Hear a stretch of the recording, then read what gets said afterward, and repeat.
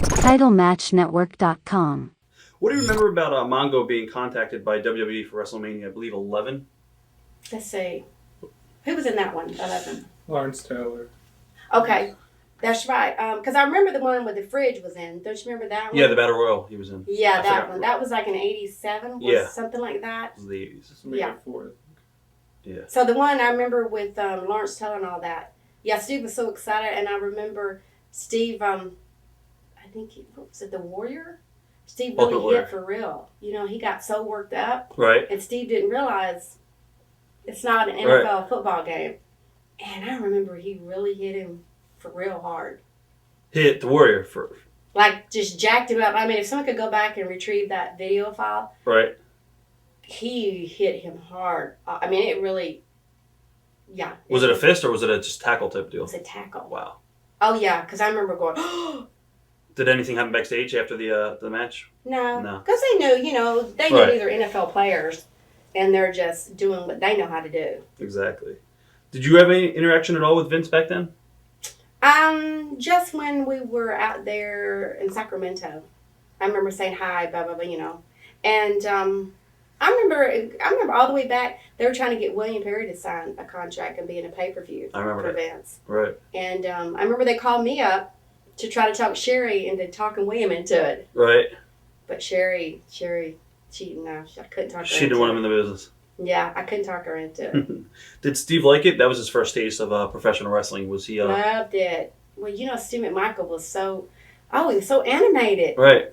You know, and he looked like Meatloaf. You know, he wasn't, you know, he was a manly looking man, but funny and just, you know, he loved wrestling. Loved it.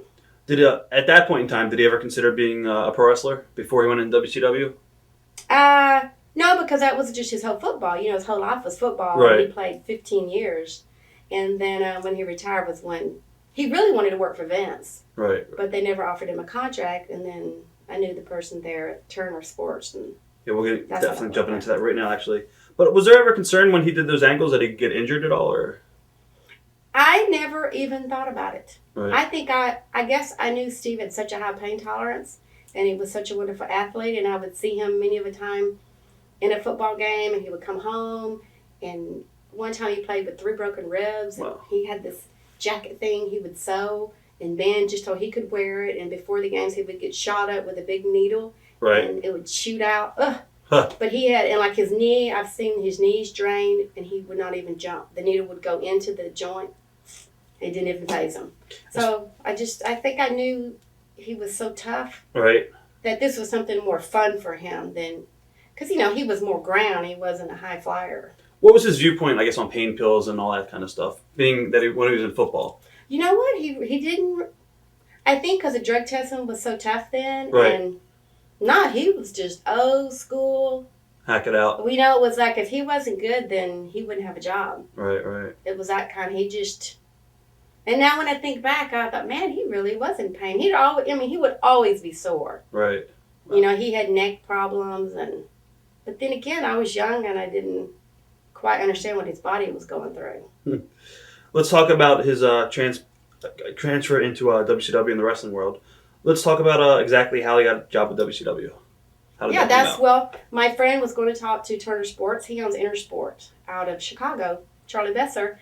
And so I put together a tape with Steve, and, you know, Steve used to have the top sports show. It used to beat Mike Ditka out every week. Right. And so I put that together with music and all that and his football career and sent it along with Charlie to show to the guy, and boom, showed it to Eric Bischoff, and they called, and then Steve wanted me to travel with him on the road, so that was part of the contract. I was going to ask you, were you originally part of the package deal? I was part of the package deal. And you knew at that point that you actually wanted to get into the business as, I guess, a manager? No, I didn't really, but I was always included in part of what Steve would do, because I always would study acting, in New York, and he knew I just liked being in the limelight, and we worked well together. Right. He would always help me out a lot. I just would sit around and watch, and I'd dress up Peppy, the little chihuahua. Right. I'd buy those little Cabbage Patch doll clothes, and I'd dress him. That's awesome. And it was, I was so wanting to go out there and work so bad. And I remember seeing Sable sitting in a chair, and I'm like, don't you want to get out of there? And she's like, no, I'm fine sitting in the chair. This is where, in WWE locker room, or This is when at she was WCW. okay when she was over there? This is when she was married to Mark and she wasn't working or anything. And she's like, no, I'm happy just back here. And I'm like, no, I'm not. I want to get out there. Were you ever concerned about bumping, before you got into the ring? Early on in your career? It was something that you I'm pretty fearless, yeah. Right. Wow. Yeah, I mean, I'm not a trained wrestler, but, Right. yeah, I'm not. I have a good pain tolerance. You're ready to go. Yeah. I like to get bruises. And it was like, oh, look, I got a bruise. What were your initial impressions of Eric Bischoff when you first met Eric? He was nothing but good to Steve McMichael, me and Steve. I mean, we used to go to dinner with he and his wife and very close relationship. And he was the one that created Queen Debra. Right. So he was pretty much a guy you could go up and speak with, and he wasn't out of touch. Oh, no. He was nice. Very nice man. And then I remember I just kept bugging him. I was like, come on, Eric, please give me a spot. And he goes, okay, Deborah, you've bugged me enough. I tell you what. He goes, we're going to make you Queen Debra, and, you do this, blah, blah, blah. And I said, okay, great, So I worked for free for a while to show my character was going to be over. Right. So that was pretty much Eric's ideas was the Queen gimmick, okay. Yeah, and he told me, the first interview, he told me how to lay it out. And from then on, I would write my own stuff. What would he tell you, for instance? He only told me one time, and that was like, be the really snotty beauty queen, Southern belle, full of herself. Right. Arrogant, from a rich family, just full of herself, arrogant, snotty, bitchy, and that's what I did. And it was easy for you. And then that was very, maybe that is a side of me, I don't know. But yeah, so then I would just take that, and then I would buy joke books, and I kept, if you notice too, Debra and Queen Debra, I never cuss on camera. Right. I always keep it Southern, I always would come out with other words. Right. To substitute. Now, in my real life at home, that's a whole other story.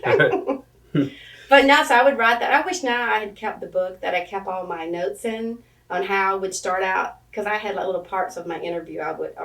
You scripted your own stuff? Mm-hmm. Right, that's pretty cool. And Steve would pause enough for me to jump in, because they didn't always have me talking. We just made that happen. Right. So you guys would pretty much practice your promos before you went out there a lot of times between you two, or just went out there and ad-libbed it and winged it? Winged it? Yeah, well, I would write mine down. Right. But Steve was good at just ad-libbing. But Steve knew when to pause, and I knew when he was going to pause so I could jump in. Good chemistry there. Yeah.